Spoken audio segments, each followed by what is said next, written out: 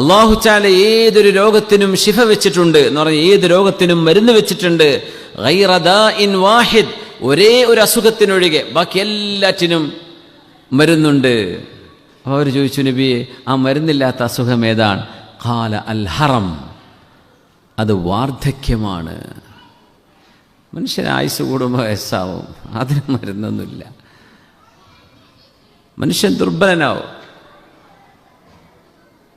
പിന്നെ മനുഷ്യൻ്റെ ചുക്കും ചുളിയൊന്നും അറിയാതിരിക്കാൻ കുറേ ഇഞ്ചക്ട് ചെയ്തിട്ടാണ് നടക്കുക. നടന്മാരൊക്കെ കണ്ടിട്ടില്ലേ, അങ്ങനെ 70-75 വയസ്സായിട്ടും അങ്ങനെ ചെറു ഇഞ്ചക്ഷനാണ്. തൊലികൾക്കുള്ളിൽ ഇഞ്ചക്ട് ചെയ്യുമ്പോൾ ആ ചുളിവൊക്കെ പോയിട്ട് നിൽക്കും. അത് കുറച്ച് കഴിഞ്ഞാൽ വീണ്ടും 3 മാസം കഴിഞ്ഞാൽ വീണ്ടും ഇഞ്ചക്ട് ചെയ്യണം. പക്ഷേ മനുഷ്യൻ്റെ ദൗർബല്യവും ദുർബലതയും എല്ലുകൾക്കും ശരീരത്തിനുമുണ്ട്. അത് മറച്ചു വെക്കാൻ കഴിയില്ല. പുറമേക്ക് ഇങ്ങനെ ഒരു ഗ്ലാമറസായി കാണുന്നു മാത്രം, പക്ഷേ ഉള്ള് വാർദ്ധക്യത്തിലാണ്. അതിനൊരു